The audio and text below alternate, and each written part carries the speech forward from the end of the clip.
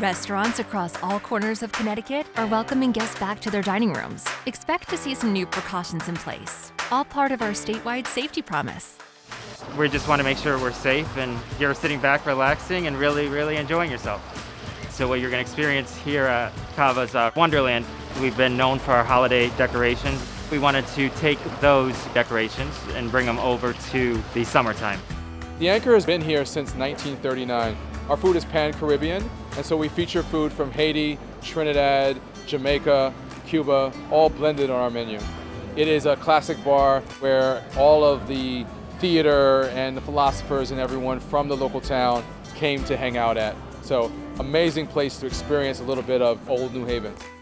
Abbott's is very casual atmosphere. Seating is right on the mouth of the Mystic River, overlooking the Long Island Sound, very scenic. Dining is al fresco right on the ocean front, literally, stone's throw away. We're famous for lobster dinners and then our hot lobster roll, pretty much everything lobster. We do farm to table. Most of the places that we use are all in Connecticut.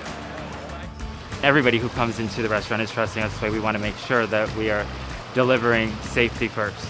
We're protecting you from other guests no matter what they do with the 6-foot distancing and the plexiglass barriers. We do health checks for our staff every day. So we know for a fact that we're not bringing anything to you. And then when you come in, we're taking the precautions to make sure that you aren't giving anything to any of the guests around us. Customers need to be wearing masks when they're not at their table, and all employees are wearing masks. And I wouldn't say for the mask to deter you from coming here or going to any place where you would have to wear a mask. The most important thing is the table setup. All of our tables are around, on average, I'd say about 10 feet apart from each other. Everyone has their own space. We have sat down and we thought about just sanitizing everywhere you can imagine that anybody can possibly touch. If it wasn't safe, I wouldn't be here myself.